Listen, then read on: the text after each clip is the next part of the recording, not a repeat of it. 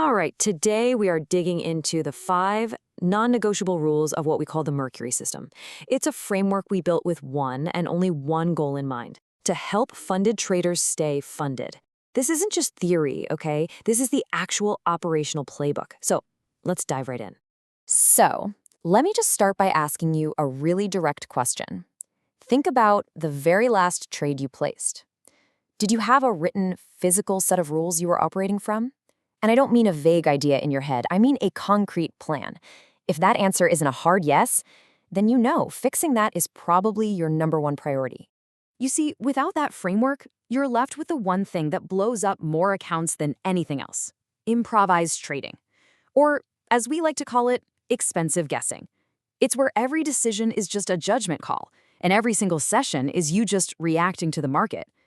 This right here is the root cause of failure for so many aspiring funded traders. And that leads us perfectly into the very first, and I think the most foundational, rule of the Mercury system. Rule #1, you trade a session. You do not babysit a screen. And believe me, this is a massive mindset shift that really separates the disciplined pros from, well, pretty much everyone else. Okay, so what's so interesting here is the contrast. It's night and day. On the left, you've got a defined session. It has a start time, it has an end time. It's this proactive, disciplined window where your only job is to look for your specific setups. But then on the right, well, that's what most people do: reactive participation. You open the platform whenever you feel like it and you close it when you get tired or frustrated. That's not a session. That's just a recipe for making emotional, costly decisions. And here is exactly why this is so critical for funded accounts. Prop firms, as you know, have those really strict daily drawdown limits. Without a session, without that hard stop time, a trader will just keep chasing their losses, trying to make it all back before the market closes. And that is precisely how those limits get blown. A defined session is like your personal circuit breaker. It stops the bleeding before it gets out of control. Now let's build on that foundation with the next 2 rules. These really form the tactical core of the entire system because they define exactly what you trade and how much you're allowed to risk. This brings us to a really critical distinction. Rule #2 says you trade one setup family. That's it. You're not flipping between 10 different strategies. You're not just trading whatever looks good in the moment. No, you are a specialist. A setup family could be something super specific, like intraday pullbacks to the 21 EMA in a clear, established trend. That's your whole world. You live there, you breathe it, and you master it. And this quote it nails it. So many traders think being adaptable is a good thing, but if you're trading a different pattern every single day, you're not actually trading a system. You're just pattern matching with absolutely no data to back it up. And an edge isn't a feeling. It's a statistical probability that's built on a consistent, repeatable process. And that's exactly what focusing on one setup family gives you. Okay, now for a rule that has zero, and I mean zero, room for negotiation. Rule #3, the fixed risk unit is not a suggestion. It is a core, unchangeable parameter of the system. This is probably the one rule that funded traders need to hear the most. So let's just make this super concrete. Your risk per trade, let's say it's 1%, is set one time and it never, ever changes. Not because you feel extra confident, not because you're on a hot streak, and definitely not because a setup looks absolutely perfect. The number itself, whether it's 1% or 0.5%, is way less important than the simple fact that it is completely non-negotiable. And here's the deep psychology behind this, because it's not just about math. This rule isn't just about protecting your account from one bad trade. It's about protecting your decision-making from yourself. The second you break this rule, even just once, you've basically told your brain that the rule is negotiable.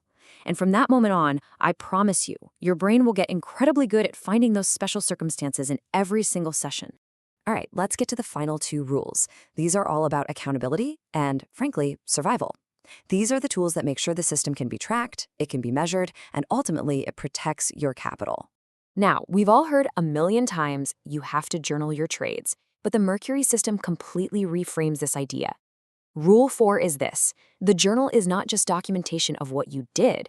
The journal is the system. It's the only place where you can objectively see if you are actually trading your plan. Just look at this distinction here. A normal journal is a performance record. It's focused on the outcome. It asks, what was the P&L? Did I win or lose money? But a Mercury system journal is a decision log. It focuses on the process. It asks a totally different question. Was my decision compliant with my system? Completely regardless of the result. And this is a radical idea, but it's so crucial. A winning trade that you took on a whim, outside your setup family, that's a system violation. It's a bad trade. But a losing trade that followed every single one of your rules, the right setup, the right risk, that's a system-compliant trade. That is a good trade. Your P&L statement will never tell you this, but your decision log will.